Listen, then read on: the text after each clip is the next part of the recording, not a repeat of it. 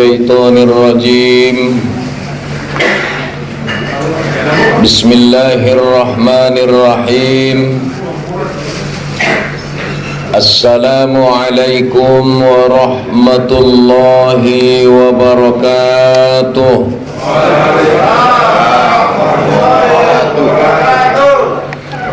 Salam sejahtera untuk kita semua.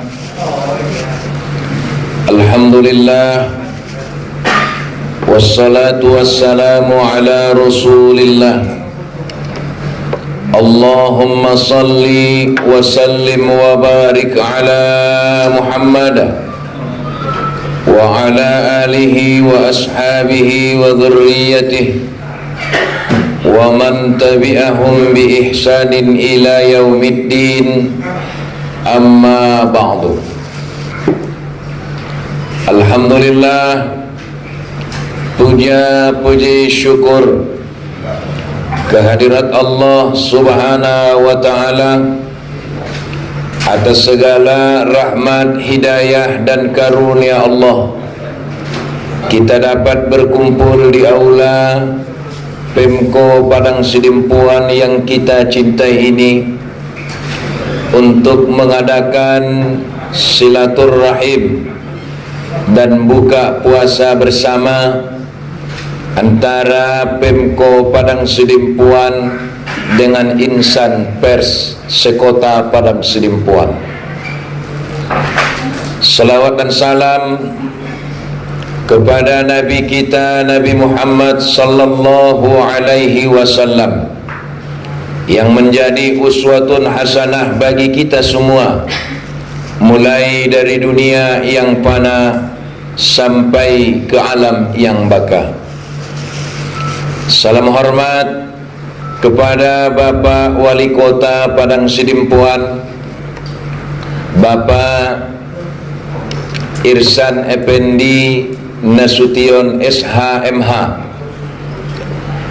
Bapak pimpinan protokol, bapak-bapak para kepala dinas yang tidak dapat disebutkan satu persatu, para jurnalistik, insan pers, pimpinan biro dan lain sebagainya. Semua kita yang hadir pada kesempatan yang berbahagia ini, yang disebut bukan karena tinggi, yang tak disebut bukan karena rendah. Saudara-saudara hadirin hadirat yang dirahmati Allah Subhanahu wa ta'ala, pada kesempatan yang singkat ini izinkan saya menyampaikan sebuah hadis Rasulullah sallallahu alaihi wasallam dari Ibnu Abbas, di mana hadis ini bercerita tentang surga. Dan saya yakin Bapak Ibu yang dirahmati Allah, kita semua pasti rindu dengan surga. Sampai-sampai nanti kalau kita mati, Bapak Ibu yang dirahmati Allah, salah satu takbir ataupun doa yang dikumandangkan oleh saudara-saudara kita yang masih hidup, Allahumma ja'al qabrahu rawdatan min riyadil jinan wa la taj'al qabrahu hufratan min hufarin niran. Ya Allah, jadikanlah kuburnya bagaikan taman-taman surga, dan jangan kau jadikan kuburnya bagaikan taman-taman api neraka.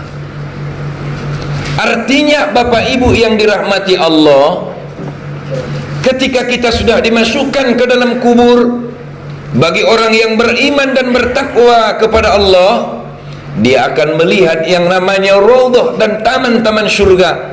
Maka orang yang mati dalam keadaan seperti ini, inilah yang dikatakan oleh Nabi, al-mautu raha, matinya adalah istirahat panjang. Modom sinok, pola namodom sinok berarti sonang dodongan dete. Biar ni bana terporo nate. Son pendokul ni Bang Haji kan, malam ini Bang Haji kan, ku tak dapat tidur. Ulang soal itu nate. Tetapi bagi orang yang tak beriman, yang dinampakkan adalah hubratan minan nar, pandangan daripada api neraka. 10 tahun kita meninggal dunia, masih di dalam kubur 20 tahun, yang ada adalah pandangan api neraka. Coba kita bayangkan bagaimana tersiksanya. Semalam saja kita tidak tertidur, Bapak Ibu yang dirahmati Allah. Galesong mapamatangi, geser tu kanan, natar podo, bauduk tu kiri, indah jua. Namo wari hoayana, sonastar podo kona abu tu dah. Tukak penatar podom, singgalak penatar podom, adup kanan penatar podom, adup pauhoni, apalagi madup konya usitong. Nah, oleh karena itu kita rindu surga. Tetapi hadis kali ini yang saya sampaikan kepada kita, bagaimana biar surga itu yang rindu kepada kita? Bagaimana biar surga itu yang rindu kepada kita? Yang pertama, kata Nabi Muhammad sallallahu alaihi wasallam, al-jannatu mustaqatu ila arba'ati nafar. Surga itu merindukan 4 golongan daripada manusia. Surga itu merindukan 4 bagian daripada manusia. Yang pertama, kata Nabi, talil Quran, orang yang membaca Al-Quran. Bapak Ibu boleh cinta koran, boleh. Harus baca koran, iya, karena di sana banyak informasi. Biasanya orang yang tak baca koran, biasanya informasinya ketinggalan. Tapi talil Quran, antara Quran dan Quran, kita harus mengutamakan Al-Quran. Maka baca Al-Quran. Bagaimana caranya agar kita bisa membaca Quran dan Quran? Bapak Ibu yang dirahmati Allah, kalau saya sering bincang-bincang dengan Uda Manaun Lubis, tak ubah sebenarnya dunia pers ini, dunia jurnalistik ini, tak ubahnya sama seperti Ustadz. Bapak Ibu yang dirahmati Allah, kok bisa Ustadz sampaikan seperti itu? Kalau para jurnalistik menyampaikan informasi dengan sebaik-baiknya, kalau para jurnalistik menyampaikan dakwah secara tulisan di dalam korannya, apa tidak seperti Ustadz? Pasti seperti Ustadz. Maka di setiap lembaran korannya itu ada ayat-ayat Al-Quran, sehingga orang yang membaca daripada koran itu secara sistematis akan membaca Al-Quran. Maka Bapak Ibu yang dirahmati Allah, timbul pertanyaan, emangnya pahalanya bagaimana Ustadz? Kalau orang baca Quran di mushaf, orang baca Quran di handphone, orang baca Quran di koran, orang baca Quran di dinding, pahalanya mana lebih besar? Saya jawab, sesuai dengan ilmu usul fikih, pahalanya sama.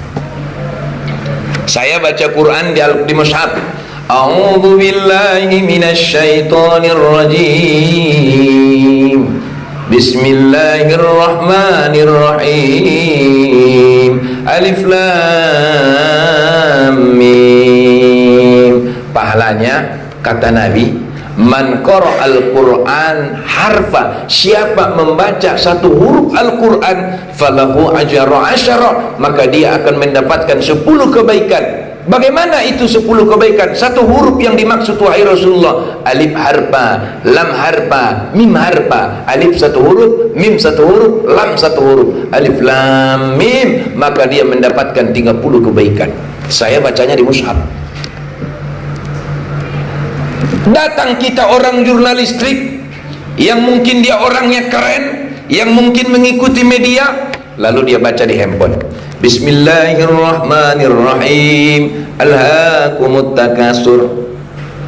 Datang lagi ibu-ibu yang ada di pasar, dia baca di dinding, wa may yattaqillaha yaj'al lahu makhraja. Pahalanya sama. Kenapa bisa sama Ustaz? Syukur kita bisa baca handphone, baca Quran di handphone, baca Quran di koran, baca Quran di mushaf. Kalau dulu sahabat Nabi, mereka baca Quran di kulit kayu, baca Quran di batu, baca Quran di kulit hewan. Kata Nabi, pahalanya sama. Sesuai dengan perkembangan zaman, al-Islamu sholih lil makani waz zaman. Islam itu sesuai dengan tempatnya dan masanya. Maka kalau kita download Al-Quran di handphone, kalau kita cetak Al-Quran di koran, maka orang yang baca Quran di koran pahalanya sama. Maka posisi jurnalistik sama dengan ustadz, yang barangkali ustadz mas menyampaikan secara lisan, tapi orang jurnalistik bisa menyampaikan secara tulisan. Insya Allah. Ini dia. Artinya dakwah jurnalistik itu bagaimana caranya biar menjadi media dakwah. Kenapa? Jangan sampai nanti kita masuk kepada hadis yang kedua, kata Nabi. Siapa yang dirindukan oleh surga itu? Kata Nabi, yang dirindukan oleh surga itu yang kedua adalah wa hafizil lisan. Orang yang bisa memelihara lisannya. Bagaimana memelihara lisan? Bicara ketika diperlukan, diam ketika tidak diperlukan. Ini kebanyakan orang salah alamat. Saya kemarin itu ngisi kultum di Gang Sepakat, ison penabatan ini ada salah alamat di kugitik do barunya lah. Disuruh makobari 24 job.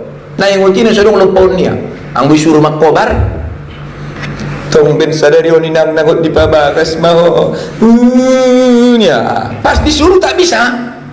Tetapi ketika dia tidak disuruh, laksana seperti main bola, orang yang menonton lebih ribut daripada orang yang ditonton. Tapi begitu orang yang menonton disuruh menjadi pemain, kagak bisa dan kagak berani, barangkali tidak mampu.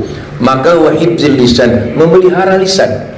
Kalau kata Nabi, salamatul insan fi hifzil lisan. Keselamatan seorang manusia itu berada pada bagaimana ia memelihara lisannya. Jangan sampai lisan kita membuat sakit hati orang lain. Jangan sampai lisan kita melukai hati orang lain. Kalau kata Nabi, kamu silahkan pergi ke rumahmu. Begitu kau masuk ke rumahmu, kau tokok itu paku. Rutin dilakukan ini sahabat. Untuk apa wahai Rasulullah supaya disuruh melakukan itu? Udah berapa hari? Udah 40 hari wahai Rasulullah. Kalau begitu kau cabut semuanya paku-paku yang kau tempel di dindingmu. Setelah dicabut, terus bagaimana ya Rasulullah? Dia bilang, apa perbedaannya dinding yang ditokok paku dengan dinding yang masih tidak ditokok paku?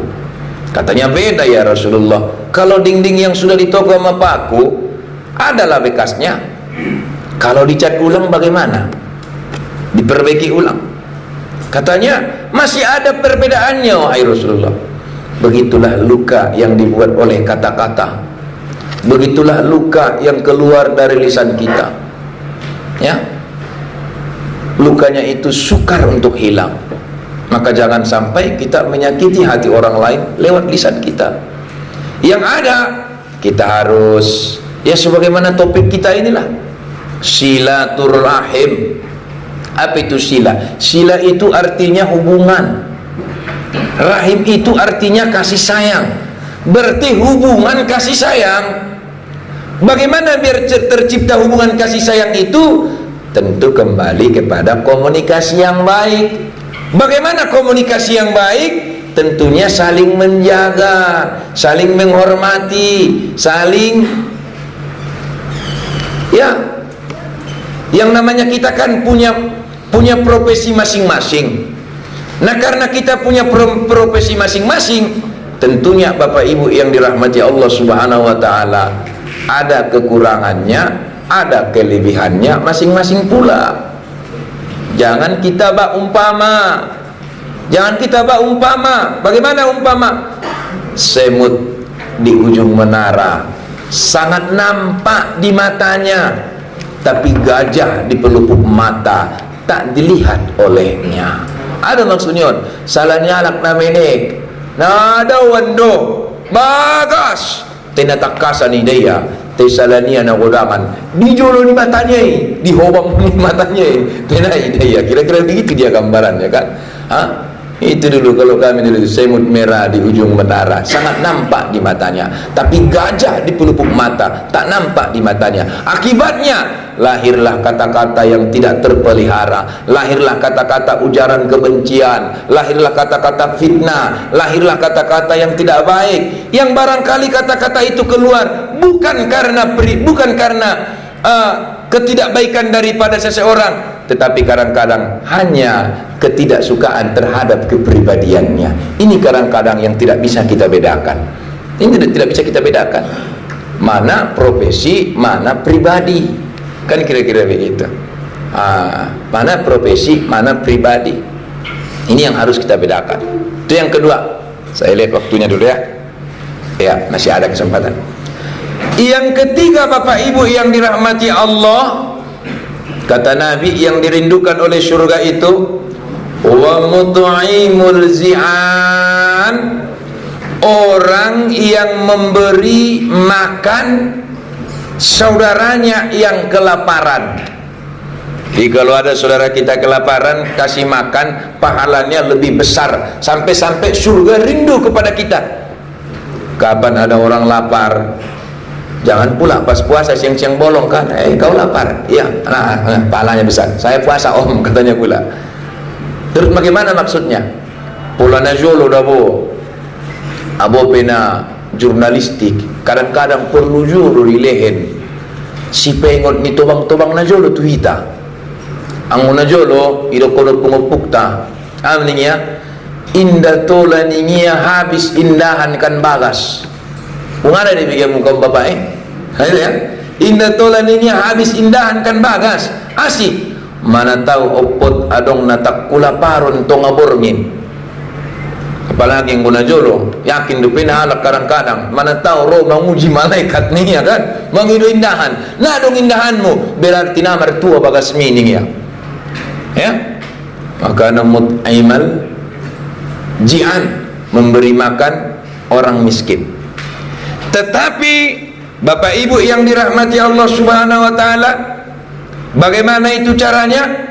Ya kita lihat. Ada orang misalnya kita kasih makan, dengan dikasih makan dia terima kasih. Ada orang memang dia lagi membutuhkan, memang dia kelaparan, dia tak memiliki apa-apa, dia ketuk pintu kita, tok tok tok, assalamualaikum, waalaikumsalam. Ya kenapa? Anakku kelaparan tengah malam, nangis saja tak mau diam. Terus habis nasi di rumah, ada nggak nasi kalian? Ini antara tetangga dengan tetangga misalnya. Ada, udah dikasih hanya satu piring. Ini kata Nabi wa mut'imil zi'an, orang yang memberi makan dalam posisi lapar, pahalanya sangat luar biasa, sangat dirindukan oleh surga. Sangat dirindukan oleh surga. Kita lihat di zaman Rasulullah sallallahu alaihi wasallam. Mohon maaf yang beragama non-muslim, ada seorang majusi di pinggir kota Makkah itu, yang setiap hari Rasulullah mengantarkan makanan kepada seorang majusi ini. Diantarkan. Orang majusi ini bilang gini, siapakah engkau? Kau setiap hari mengantarkan nasi untukku. Aku adalah hamba Allah, kata Rasulullah. Alangkah baiknya engkau tidak seperti Muhammad, makhluk yang celaka itu. Kalau jumpa samanya akan kubunuh itu, katanya. Dicaci makinya habis-habisan Muhammad itu. Kenapa rupanya dengan Muhammad? Dia nggak tahu bahwa yang ngasih dia makan itu adalah Muhammad. Kenapa? Karena majusi ini kebetulan orang buta. Betul orang buta. Kenapa rupanya dengan Muhammad? Dia itu pemimpinnya nggak baik, pemimpinnya nggak benar, ini itu banyak kali. Tapi Rasulullah SAW sabar dia, tetap dia berupaya berikhtiar melakukan yang baik. Meski kau caci aku kasih kau makan tiap hari. Itu Rasulullah. Anggo ita garibiane. Dicak ya lah kamu apalagi mamu jurnalistikon. Harum menaruh ni be. Buar ni bahasa Quran ni putus. Ini yang mau kita teladani biar surga yang rindu kepada kita. Sampai suatu hari meninggallah Rasulullah. Khalifah pertama siapa yang menggantikan Rasulullah? Abu Bakar Siddiq. Apa kata Abu Bakar? Fatimah, inang, boruku. Hartong borunya detong di Rasulullah. Apa ya? Ahadope naik karejoon ni Rasulullah. Indah podo karejoon. Kata Fatimah, ada seorang majusi di ujung kota, wahai ayah. Setiap hari Rasulullah mengantar nasinya. Ayah belum pernah mengantar nasinya. Kalau begitu bagaimana? Kemas sekarang, biar saya antar. Bapak ibu yang dirahmati Allah, apa yang terjadi? 10 meter sebelum Abu Bakar sampai ke orang majusi ini sudah tahu bahwa yang datang itu bukan pemuda yang pertama. Bukan pemuda yang pertama. Hei, siapa kamu? Katanya. Saya orang biasa yang mengantarkan nasimu. Tidak. Kenapa? Karena orang yang mengantar nasiku 10 meter sebelum dia sampai kepadaku, kehangatan suhu dan suasana udara itu sudah berubah. Oh, luar biasa. Ya, saya sama seperti biasa. Tidak. Karena bahasa, komunikasi, cara bicara orang yang biasa datang kepadaku amatlah lemah dan lembut. Iya, saya ini biasa. Kalau begitu suapilah aku. Disuapi. Tunggu dulu, sebelum kau suapi aku, makanlah terlebih dahulu makanan ini. Saya takut kau kasih racun, katanya pula. Dimakan Abu Bakar duluan. Yakin? Yakin. Disuapi. Kau bukanlah lelaki yang sama. Kau bukan yang pertama.